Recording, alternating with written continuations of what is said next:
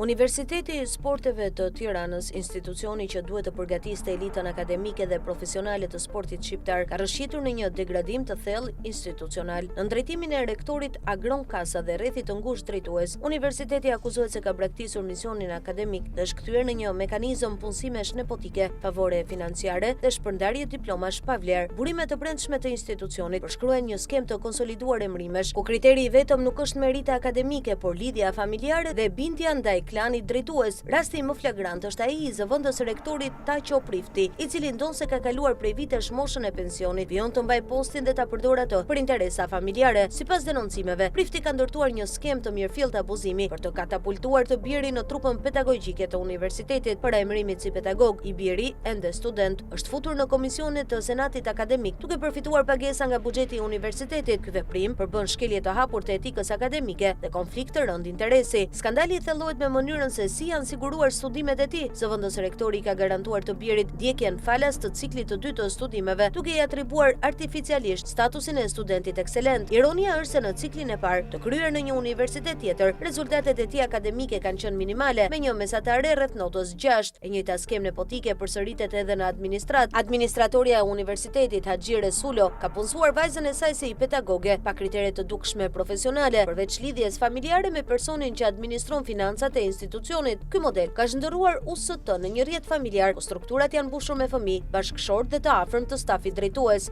Drejtoria e kurikulave, organi që duhet garantojë cilësinë e programeve studimore, është kthyer në streh miq të rektorit pa kualifikimin përkatës. Në auditore japin mësim pedagog që gjatë studimeve të tyre janë vlerësuar me nota minimale për dëndët që sot pretendojnë t'i japin si ekspert. Për të garantuar pandëshkueshmërinë, drejtimi aktual ka neutralizuar organet kolegjiale. Senati dhe strukturat e tjera vendimarrëse funksionojnë si noter formal, pasi antarët e tyre janë blerë përmes punësimit të familjarëve ose përfitimeve të tjera. Në këtë klim, studentëve u është hequr edhe e drejta reale e votës dhe përfaqësimi. Ky degradimi i Universitetit të Sporteve, ku diplomat po humbasin çdo vlerë dhe institucioni po administrohet si pronë private, kërkon ndërhyrje urgjente. Arsimi i lartë nuk mund të drejtohet si biznes familjar i Agron Kasës, Taqo Priftit, Haxhi Resullos, Robert Çinës dhe rrethit të tyre. Është koha që universiteti të kthehet studentëve, meritës dhe misionit publik. Nëse kjo nuk ndodh, UST rrezikon të mbetet simbol i dështimit akademik dhe i ka pjesë klienteliste të arsimit të lartë shqiptar.